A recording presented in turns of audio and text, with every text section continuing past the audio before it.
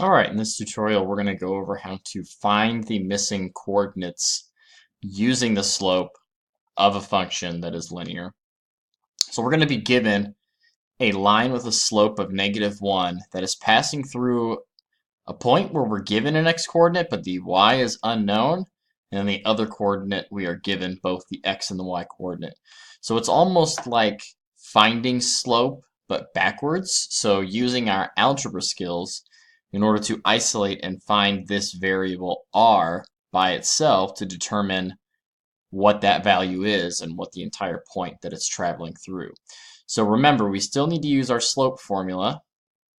M is slope, y2 minus y1 over x2 minus x1. And we're still going to label our points. So this is our M, our slope, x1, y1, x2, and y2.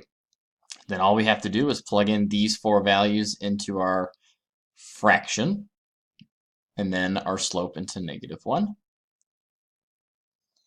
y2 is 4, y1 is the r, x2 is -10, and x1 is -9. So now we're just going to simplify this all the way down, isolate the r, getting it by itself. So we're going to first take -10 minus 9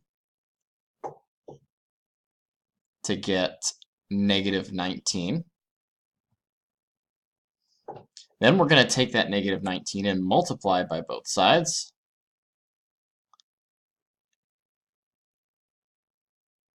Nine.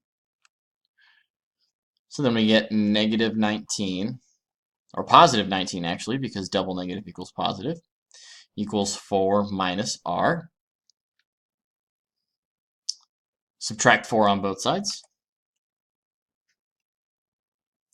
We get 13 equals -r, and then we have to just divide by -1 on both sides.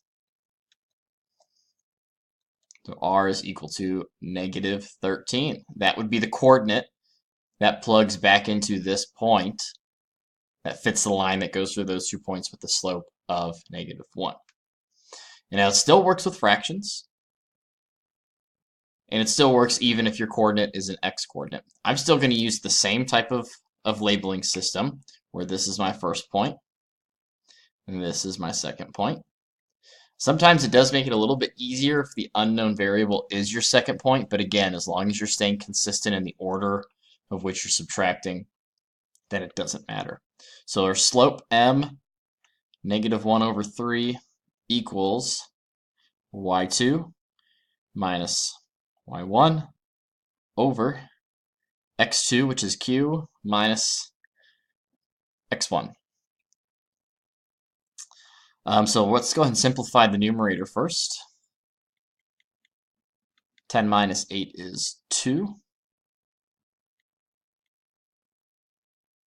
Now when our variable is on the bottom, we need to get it on the top because there's no way we can get rid of this 2 without keeping our variable in the denominator.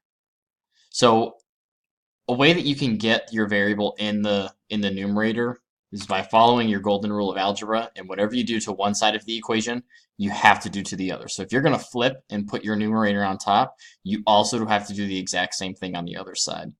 And 3 over a positive -1 reduces to be a -3.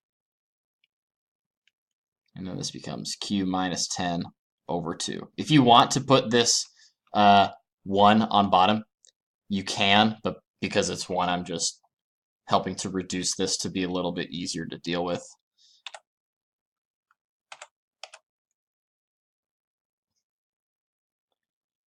Then the cube is our variable that we're going to try and solve for. So multiply by 2. We get -6 equals q minus 10. And then the final step is to add 10 to both sides. 10 and a -6 is a positive 4 equals q, to make that coordinate fit within the line of that slope and also passing through that coordinate.